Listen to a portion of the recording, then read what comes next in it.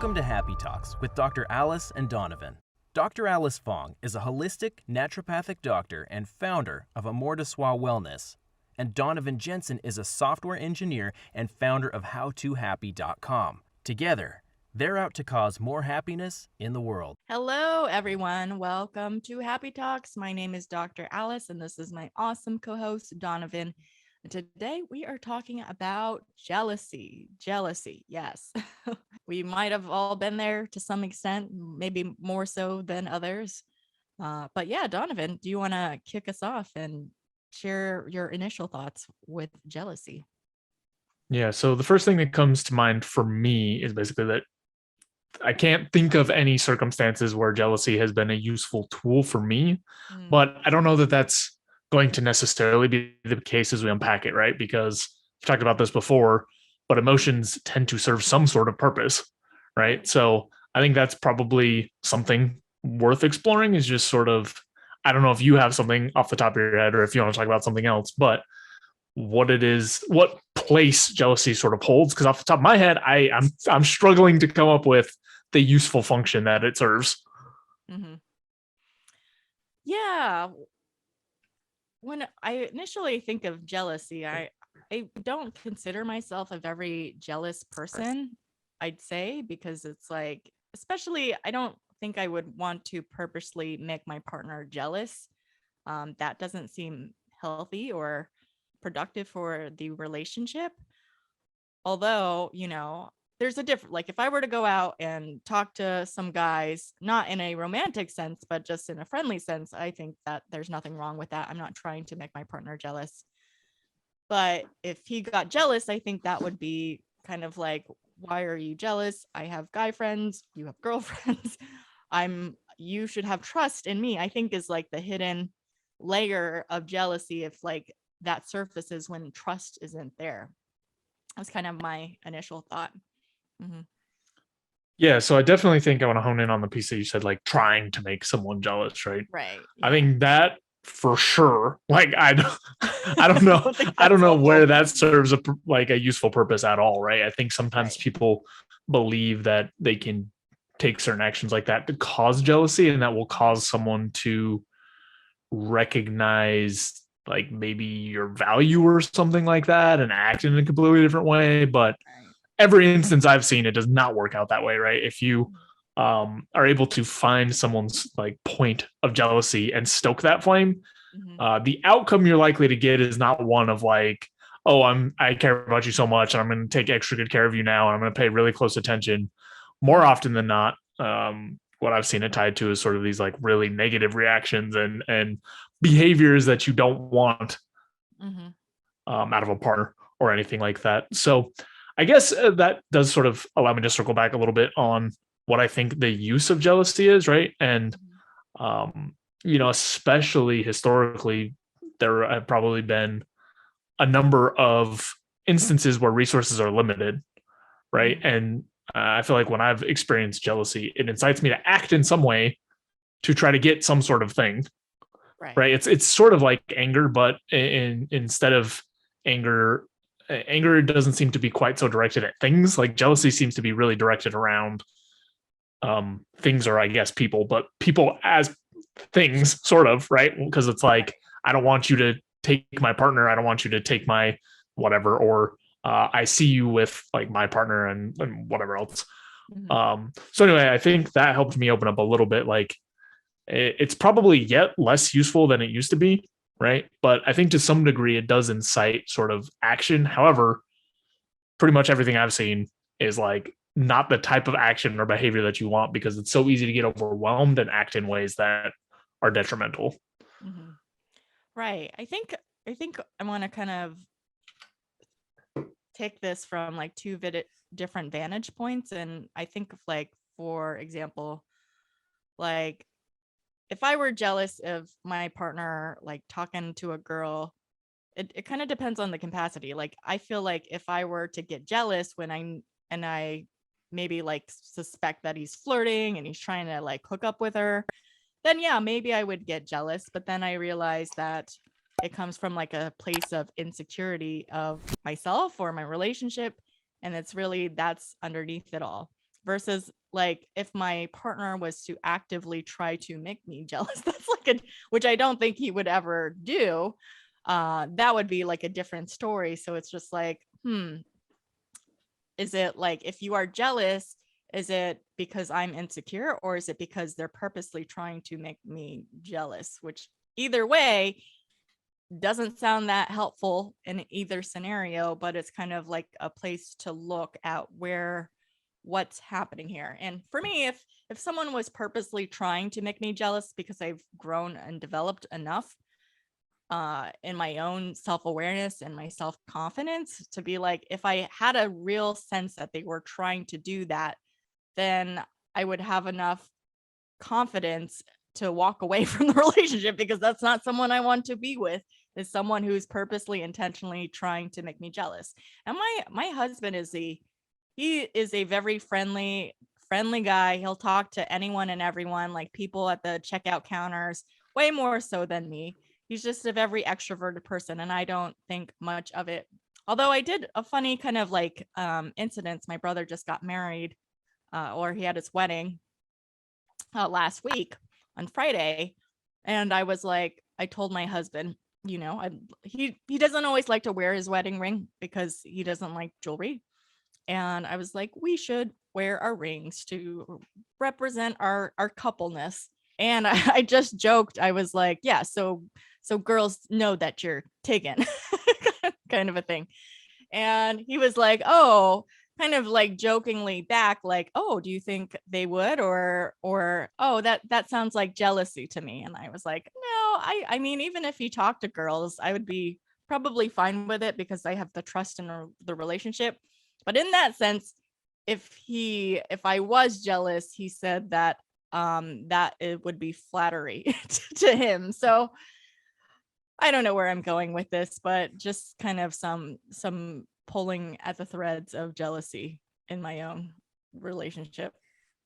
Yeah. So circling back to some of the things that you talked about, like, I think for sure, if you're in this sort of relationship or you see someone who is intentionally trying to create jealousy, that's just, it's just such an immature and weak position to be doing things from, right? It's the sort of behavior that you get out of people who have done no self-development or have no ability to sort of like tune into emotions or read situations or understand what's going on. So I would run from that as a giant red flag. But going back to what you said around sort of jealousy forming towards things that your partner is doing or whatever else, I do think it's important, if it's something that you experience regularly, to sort of gauge or try to like step out of and get the most realistic perspective that you can, right?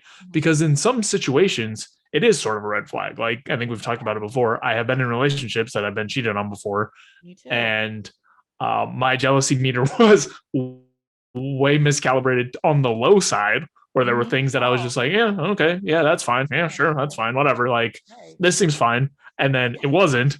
And then obviously that history miscalibrated me on the other side. So then I was in other relationships where it was like, this isn't, like, this can't happen, this isn't good, I don't want this, like, this isn't fair, this is a red flag. So for me personally, it took a lot of time and sort of reflection and stepping out and honestly talking to uninterested third parties, or like semi-interested, right? Not like my close friends who are going to be on my side no matter what, but people who sort of know the situation or whatever else, to be able to sort of calibrate things. And everybody has their own sort of limits, right? Their own sort of boundaries that they want to set, or what they feel comfortable with or don't or whatnot. But it took me a long time having that history to sort of parse out where my boundaries were and what I felt comfortable with. And it goes back to what you're saying, sort of this trust level, right? And so at times my trust level is extremely low, and at times it was much higher. But the other piece is, if you have any sort of like grasp on the person's intentions, right? Like you were saying, like, if it's intentional, if someone's intentionally trying to make you jealous, then that's just full thumbs down. Yeah. But like talking to someone at the grocery store, or just talking to people, right? And it not having any sort of undercurrent or any sort of intention behind it. Like, those are the sorts of things that, for me at least, I used to get jealous anyway.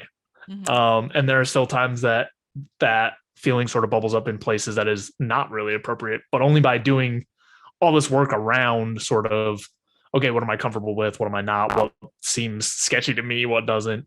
Have I been able to sort of set that in a way that's more based on what I want and what I think, as opposed to just the feelings that pop up as they pop up?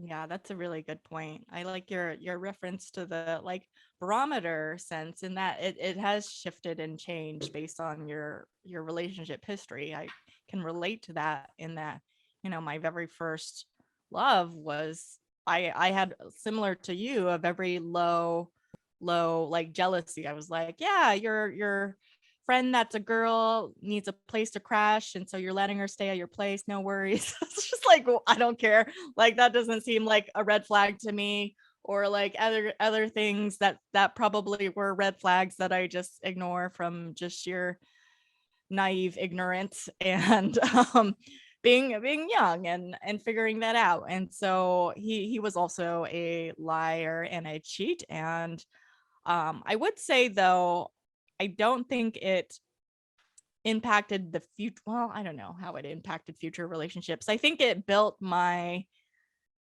tolerance to be less so, but not to be a jealous person, say, like to not put up with so much shit, essentially is the best way to put it. In that, like, I think I pretty much every relationship that I've been in thereafter, I'm pretty like 99.9% sure that nobody has cheated on me since then. So I kind of set like a higher standard for myself in that sense.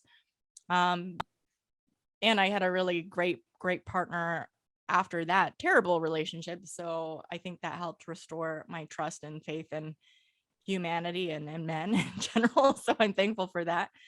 But yeah, I guess it kind of depends. I'm like, if my friend, or like let's say if my partner had a girl that was a friend that wanted to well, one, that person would be staying over with us together. So because we live together, so that would be, I'm trying to think of like a scenario that would make me jealous in a way that wasn't like intentional on his part. But yeah, I don't know, but I can resonate with your experience because I've been there too. Well, I can think of a previous example from my life, which is I am extremely wary of one-on-one hangouts at someone's house that involve alcohol, right? And that's especially if it's a person that I have not met, right? Yeah. Because it's different when I've been able to see like sort of the interactions in the relationship and whatever else.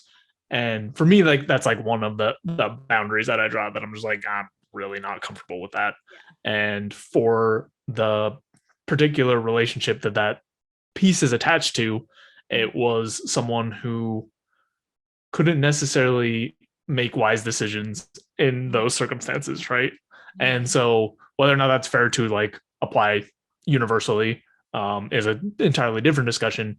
But that's one of the things that I was able to like, okay, that makes me feel like this is a dangerous situation potentially. Whereas something that's somewhat close but not the same, like a dinner, right? A dinner with a friend, Yeah. totally fine. Now I'm not saying that those are like the boundaries that everyone should draw, right? Or the things that are fair or whatever else, but Fair. Yeah. that's sort of how those pieces have come together. But there was a point in my life where I would have been like, no, I'm okay with this, but also just I'm going to be like very frustrated and anxious the whole time. Whereas now that I'm able to draw those boundaries a little bit better, or at least open up the conversation and communicate about it, right? So that we can come to some sort of agreement together. I'm far less likely to feel sort of those have, like jealousy crop up and overtake everything.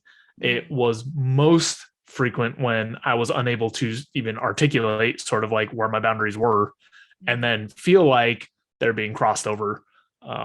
But I hadn't really set them. So in retrospect, it some amount of the weight falls back on my shoulders. Yeah. I could see that. I'm just kind of putting myself in that situation. Like, one, I can't I don't generally like go over. I have plenty of guy friends just through various experiences. Particularly when I was in like the dance scene, you meet more male friends than female friends, but I have a ton of female friends too. And I'm like, I don't know if I would just go over to their house um randomly just to hang out, but I would get like lunch or dinner with it, and I would run it by my partner. And I think most likely I'd invite my partner to join because I want him to be friends with my friends. But in that scenario, I guess it would not. I guess it wouldn't be a scenario I would probably most likely find myself in. But lunch, dinner, yeah, for sure.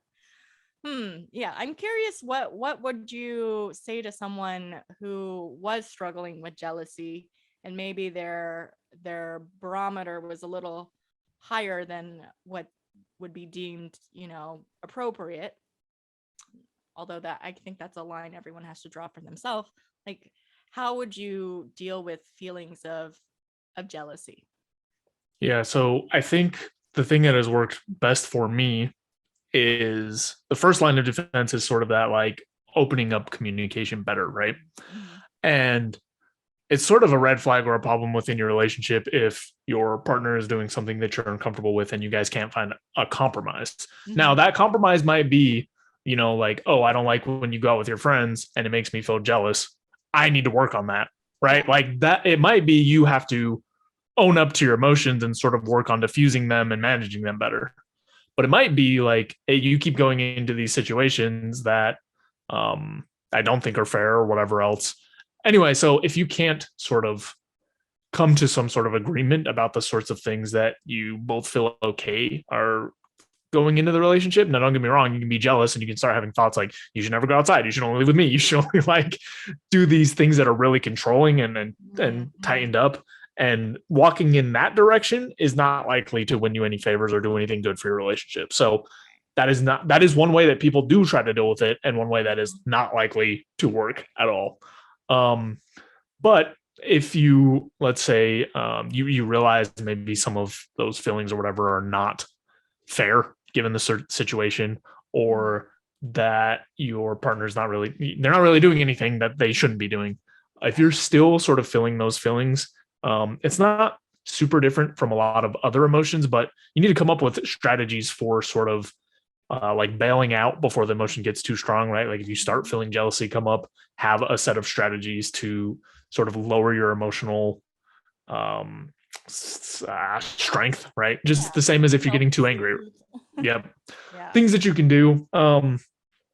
Also having sort of a structure or framework in place around discussing these sorts of events after the fact, right? So Mhm. if you've sort of come to this agreement, they're like, oh, this person can do this, but I'm going to feel jealous or whatever else. Having an outlet or some way to like, I don't know if I want to say vent, but sort of discuss these feelings and sort of acknowledge them and work through them is really going to help too. Because I've known in my past, there were times that I would just deal with it, but I wasn't doing anything to sort of resolve it. I don't know if that makes sense, right? Like I would just Right. Just kind of withstand the feeling, right.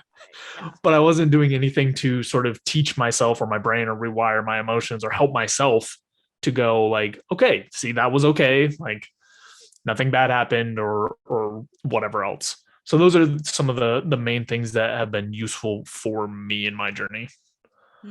Yeah. That seems very productive. And I think one thing I want to add to that is I think how the communication is always key, but also adding some like compassion and empathy for like both parties. I actually just read the story of this woman who just ended her engagement because she finally realized after 4 years that her fiance was super controlling, would never let her see her family or friends. Actually, she had to like quit two of her friends and just like so she all she could do is like go to school, work, and then come home and be with him. And that's not anything outside of that. That seems very unhealthy for both ends. But like, if that person, if that guy was like, I'm really nervous when you're hanging out with friends because you could be doing something like this. If she reacted to some extent like, well, you're ridiculous, you're stupid, that's stupid to think of that's probably not helpful or productive to be like, okay, I get that you're feeling nervous when I'm hanging out. And, I want to assure you that I'm in this, and it's important to me that I spend time outside of this relationship for both of our well-being. And I want you to trust that this relationship is, important to me, if that's the case, like in a soothing, comforting way versus like, you're stupid, versus like on the other side, I'm trying to think from like someone who was being controlled by someone who's being controlling, to be like having the compassion for that person that's feeling the need to control because they're jealous, but also having that personal boundary for themselves to realize what's worth sticking out, and when is it time to leave. Because if it doesn't change at all, like if you could never go out with your friends ever, that's something to kind of like pay attention to. That's what I fear. I think both you and I, Donovan, would probably agree that, and I think we've talked about this in previous episodes, that it's important to not have like a single individual, your romantic partner, be your everything for you. Like, you need a life outside of your relationship too. Like go out with your friends, girls, guys, I don't know, see your family. I think that's important for any relationship. Yeah, absolutely. Like, just to echo that, if you only have the one relationship in your life, it's just not a very strong position to be a person from, because Yeah. if that relationship faces struggle, which it is likely to, and all relationships are likely to some degree at certain points, the more resources you have to sort of bolster yourself up, the better off you're going to be. And it also takes off some of the pressure from the relationship when you just have that one connection to sort of try to do everything in your life. I mean, it's basically not realistic, right, for anyone to be able to fulfill every social need that you might have. Right. So definitely the more people that you are able to rely on and sort of go back to, the easier things will be for you and your partner. On a related note, I want to ask, have you ever been in a relationship with someone who was very jealous, like the other person was jealous all the time? If I was, I don't know if they made it super apparent, or maybe they didn't communicate it. I could possibly see some incidences because, although I haven't really done it in a while, but in my 20s, especially in my early 20s, I did a lot of partner dancing, swing dancing, and also blues dancing, which can be more intimate kind of a dance. But I know for me, I'm not like trying to sleep with all these guys that I'm dancing with. I know that this is just for fun. There's a healthy, we're just friends, friendly boundary, even though it might look like there's something going on to an outsider who's not a dancer. So I think I try to be like conscious of it. I try not to do like anything crazy or anything like in their presence. And I guess I try to explain, and I usually introduce, any of my guy dance friends to my partner, so they feel like more comfortable, and like they can be friends, and they can see that it's not like they're trying to get with me or anything, or steal me away from him or anything like that. But I can't recall an incident where it was just like so extreme that it made me walk away. I don't recall an incident to that extent, but I have always had guy friends, and for the most part that I can recall, that my significant other has been okay with me having guy friends, because if they weren't okay with it, then I don't think I'd be in that relationship. Yeah. Well, I have been in that situation, but not for any period of time, right? It was a very short-lived thing because of how bad it was. I'm sure But that doesn't sound great. And just to preface this, I think one of the reasons it's useful to sort of talk about is because if you're feeling a lot of jealousy and stuff, this is the way not to handle it, because this is the stuff that implodes relationships just at the speed of light. So I had one relationship where the girl, after we had gone on a couple dates or whatever else, started getting really, really jealous and needy all the time. So they were kind of fused together, and I don't think that's super uncommon, right? It's like neediness with the root of jealousy, and you use the neediness to sort of block out or try to make like that person spend all their time with you or all their attention or whatever else. But the nonstop barrage of just sort of like, where are you? What are you doing? Who are you with? Who is that? How do you, I don't know, I guess, how do you know that person is maybe not that much of a question, but in the context of everything else, it's annoying. Right. Yeah. And just sort of this like constant stream of check-ins and basically paranoia, right? Mhm. It gets draining so fast. So the reason I bring it up is on the flip side, if you're feeling these feelings, channeling them into a conversation around the feelings that you're feeling, as opposed to this laundry list of like, what are you doing? Who are you with? Who is that? What is that person like? Why are you spending time with them? Why, if that person had been able to have a conversation with me more around like, I'm feeling these feelings strongly and like I need to figure out how to manage them, as opposed to skipping a step and just going to like, I'm feeling jealous. So what are you doing? And what are you going to change? you Yeah. you must be talking to all these other people and you must have all these other intentions, and like just this list of accusations and whatnot.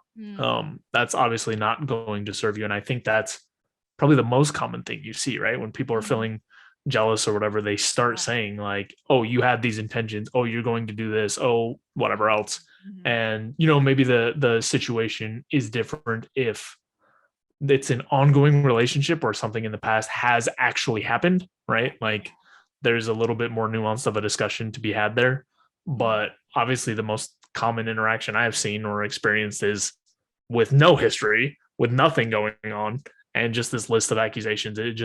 It's so unpleasant to be on the other side of those things. And I will also say, having been on both sides, like those questions aren't going to give you, like, even if you were right, which you're probably not, you're still not going to get the answer from that, right? Nobody, Right. it's not like anybody's ever been like, oh, like you're cheating on me, and the other person's like, oh yeah, I am. Okay, got me. I mean, I'm sure that has happened, but that's not the typical case. But even if they are cheating on you, wouldn't it be better for you to know, and then be like, have enough willpower to like walk away from that relationship? Or yeah, that's Sure. Yeah. But like the badgering and the constant questions and the accusations and all that stuff, like it is not going to get you where you want to be regardless of the situation. Right. If anything, it's just going to negatively impact the relationship. Now, again, it's easier said than done because a lot of times these emotions run high, and then you just end up doing stuff that you're not especially proud of later. And this is something we've talked about multiple times. We'll probably talk about it multiple more times. The difference between like how we actually end up acting when emotions are high, as opposed to how we would like to act when emotions are high. Yeah, very different. But I will say, for me, the more that I, talk about it, think about it, explore this stuff, the more likely I am to catch myself before these instances sort of escalate into behavior that I don't want. Yeah. And I think it would require that person to develop enough self-awareness to realize, oh, my emotions are high. I might say or do something that might be hurtful for the relationship, and to like take a breath, self-soothe, calm yourself down before you kind of have that more productive conversation. Because at the source of it, it can be really detrimental to a relationship, because it's basically saying, I don't trust you. You must be screwing it around. And it also goes back to like another, I mean, we've referenced a lot of past episodes, but I think it's also important to reiterate the idea of like making assumptions and creating stories in your head, because that is a slippery slope. And a person might have just smiled at a stranger, and then that story creating of like, ooh, that person wants to hook up with that person wants to like get with them, he's wanting to leave me, he's gonna cheat, like that. It's a little extreme. And so you gotta like rein yourself in a little bit and just be like, the fact of the matter is, like, all he did was just smile at this girl. It meant like, and that's all I know. I can't assume that he's trying to hook up with this person because he smiled at someone. Yeah. So before we close it out, there's another huge sort of piece that I wanted to open up, which is we've been talking about jealousy primarily almost exclusively in terms of relationships. But I'd be curious what your thoughts and experiences are around jealousy in other forms. And I can give you sort of a primer. Like sometimes I will see people who are the same age, for example, who are infinitely more successful. And that absolutely like sets off some of the jealousy alarms. So I have other stuff that I could say about it, but I'm curious your thoughts and experiences in the realm of jealousy outside of relationships. Yeah. I actually thought of just two examples. Earlier, I was thinking of this. I was like, you know, who's really jealous in my life? My dogs. It's like because I've been dog sitting random dogs here and there, and my little one, he's very independent. He likes to play chase and run away from me now. He used to be so needy, and now he's like, oh, I get freedom, I'll run away. And he never listens to the command come ever. He's just was like, oh, that means just run away from you, right? And so I had this other dog in the yard with us, and he knew the word come this whole time. He finally started listening when there was another dog present, but he refuses to listen if there's no other dog. So it's just like, yeah, it happens beyond just humans. It happens with dogs too, because I'm their person. But the other scenario, like a more serious scenario than dogs, would be actually recently, because I had just shared my miscarriage story. You know, I don't know when that episode gets released, but it'll be before this episode gets released. But, you know, before, I don't think I had the experience of the jealousy. And when I like see a kid and a family just walking down the road, or you know, there's someone that's celebrating, they're about to have a baby and they posted their ultrasound on Facebook, I would say there is a hint of jealousy, because it's like bringing back the pain and the hurt of me losing my own and not being able to fulfill on that dream, and not having like the thing that I want, and they get to have it and they didn't have to deal. Well, I don't know, maybe they did have a miscarriage and I had no idea, but it's like it went from like, oh yay, so happy for you, from like, don't put that in my face. It's like I can't deal with that kind of a thing. And it changes you in that sense. So that's another example, I'd say. Yeah, I just wanted to pick up on one of the pieces that you mentioned that has helped me with sort of these other kinds of jealousy at times, which is you mentioned that like, you know, they didn't have to go through this. Well, maybe they did. I really don't know. And that's one piece that's helped me, at least, is to see sort of when other people are more successful or have gone on a vacation or whatever else that I'm jealous of, realizing that I'm literally just seeing a tiny, tiny snapshot of their life and have no clue what they had to overcome or didn't have to overcome or have faced or not faced or anything about their story or anything that they've done. You know, because if I think about from like the business success side of things or productive side of things or whatever, I can look back through my history and say like, yeah, there was times that I was really working as hard as I could. There's other times that I wasn't. And there's like reasons that I was and reasons I wasn't and whatever else. And, you know, when I look at this other person's life and their trajectory and how they got to where they were and every single little part of that and what it's like to actually be them, at the end of the day, I just really have no idea, right? Like I really have no clue what it's like to be someone else. And, you know, I can see the difference in actions sometimes, right? Like, oh, that person worked harder than me, or like, or even a more objective measure, which is like they wrote more pages of words than I did. But I can never know like how hard or easy that was for them internally, right? Like for me, I know from when I wrote my book, like there was tons and tons of times that it was just so difficult and painful. And I don't know. And for anyone else who has written a book, like I don't know if they had the same amount of times, if it was harder, if it was easier, if it was whatever else. Anyway, this is getting long-winded, but the whole point of it is when I start exploring those sorts of ideas, that has helped me sort of dissolve some of my jealousy a bit, because that initial feeling for me, at least, is often tied to like, oh, well, I worked hard and I don't have this thing. Like this sucks. I wanted this and they have it. So that doesn't seem fair. And another piece to build on top of this is another thing that I've found really helpful for jealousy in that realm is spending as little time as I can on it and looking for what I can do that's useful. So When I was younger, I used to have impulses around like, oh, that person's more successful than me. Well, they probably didn't work for it. They probably just got to hand it to them, blah, blah, whatever. Sort of this like tear down method of trying to get on the same level. And as I've gotten older and more mature, I find myself more and more going like, oh, wow, like, this person is 5 years younger than me. They have, I don't know, 10 times the net worth. What are they doing? What is the difference in their story? And what can I actually pick up to get there, if I even want to get there? That's another thing that I've had to learn, is a lot of times the stuff I'm jealous of when I look at the actual details of what it takes to get that thing. So for example, there were times that I was jealous of like professional athletes. And then now that I'm older, I'm like, the actual schedule in life you have to live to do that doesn't seem like I don't have enough passion around any particular sport to do that. Like I want to stay in shape and be fit and healthy and whatnot, but I don't have enough passion to like lean into that life and build it for myself. Right. Anyway, I've been talking a lot, but apparently I have much stronger and better developed tools for dealing with jealousy outside of relationships than I do for inside relationships.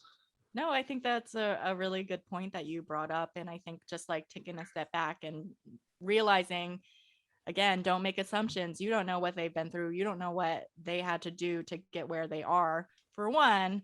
But the other scenario that I think just made me think of what has helped me in a situation when my brother told me he was going to propose to his girlfriend. This was several years ago. And I had just broken up with my last relationship of 4 years. And I wanted to be happy for him, but I like burst into tears because I was just feeling sorry for myself. And I don't know if it was like jealousy, but what helped me after getting some coaching from a friend was to realize that, I wouldn't want to have married that person if they were not on the same page with me. I don't want to be married. I'm like exactly where I need to be right now. And so I think the other component I wanted to add to that was to recognize like, hey, you are where you are right now, and this is exactly where you need to be, and this is where you grow from.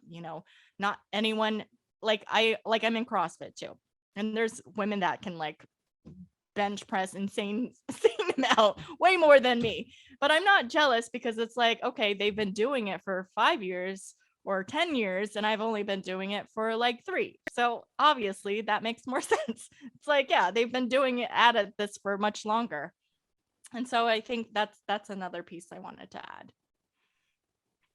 Yeah, since you mentioned that, it actually made me think that a lot of times, at least for me, when I'm jealous, what I'm looking at is like some sort of goal or milestone. And it's way less often that I'm jealous of someone's actual like journey or process. Right. Yeah.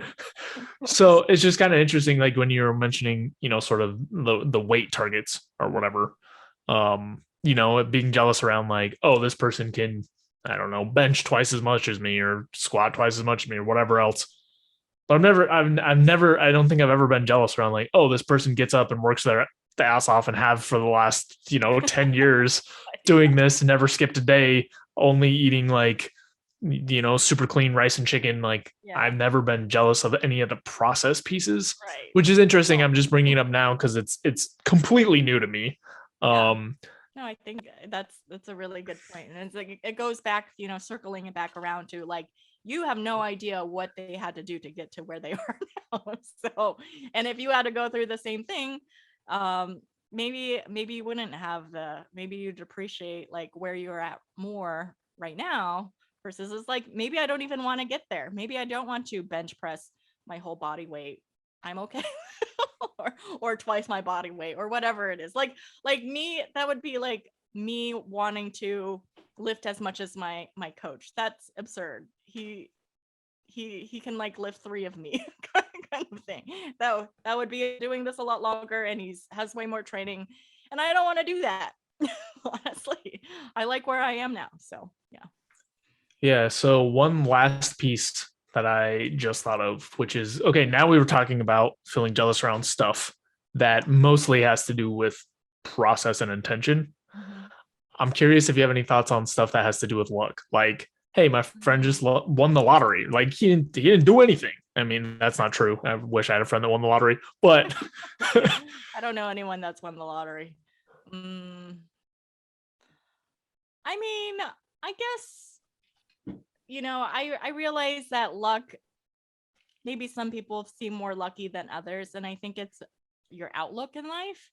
Because, there's like, yeah, maybe you place your bets on a certain stock or a certain horse and that one performs, but it doesn't mean it's like you're going to be lucky 100% of the time. You just got lucky like once, maybe twice, and cool for you. But it's just like, even though those people that have the luck, it's not like they're endlessly lucky. And so that kind of pulls me back, because I have some luck sometimes. Once in a while I'm like, oh yeah, I picked a good one. Yeah, I don't expect this to be the case every single time. So it's just like, okay, sometimes people are lucky, some people are not, and we have to realize that all humans are not 100% lucky all the time. That would be really weird and very, very sketchy, honestly. If they seemed lucky all the time. Yeah. Yeah, I think I probably land somewhere similar, which is going back to this idea that I keep repeating, like, what's useful out of the situation or feeling or thought, right? What's useful? And, if you can dig in and sort of figure out what parts are purely luck and what parts are part of the process, then maybe there's something to get there. But if it is genuinely something that is 100% luck, and I have sort of a negative example of this, which is a friend of a friend actually passed away in a complete freak car accident. Like, I didn't get the full details, but something like with a truck carrying something flew out like through the windshield, and whatever else. And obviously that's extremely unlucky. I'm not jealous of that at all. Yeah. But it's the same sort of experience, in the sense that if I look at that and go, what can I learn from this? And if it was the opposite case where it's like my friend won the lottery or whatever, like, what can I learn from this? There's nothing really there. There's nothing really useful to take from the experience. So for me, that helps me move through some of the jealousy pieces, right? When I'm able to see, like, okay, this person just got lucky. Like, Yeah. nothing really to be done here. Right. And I think it also goes into, like, if you always focus on the unlucky moments and make that your whole thing, it can really bring you down as well. I was just thinking of, sometimes my flights are delayed. And one time I had to stay in Denver, Colorado overnight because there was like an emergency like landing, and then there was like the pilots were overworked, and so they couldn't fly us out that day, and I had to miss work the next day. And I was like, this is so unlucky. But I wouldn't say I'm so unlucky all the time, because if I was like, oh, I'm just this unlucky person, and you define that, and then you're just kind of bitter, and you don't recognize that, hey, actually the majority of my flights are on time, or at least no more delayed than like 30 minutes, so it's not that big of a deal. But that's where I want to end things. I guess. Yeah. All right. Yeah, I think we covered this topic pretty well. If you have some thoughts about jealousy, and if you've experienced it or someone was jealous of you, feel free to share that in the comments, and like, subscribe, follow, all the things that help spread the happiness in the world. We appreciate you, and we'll see you next time.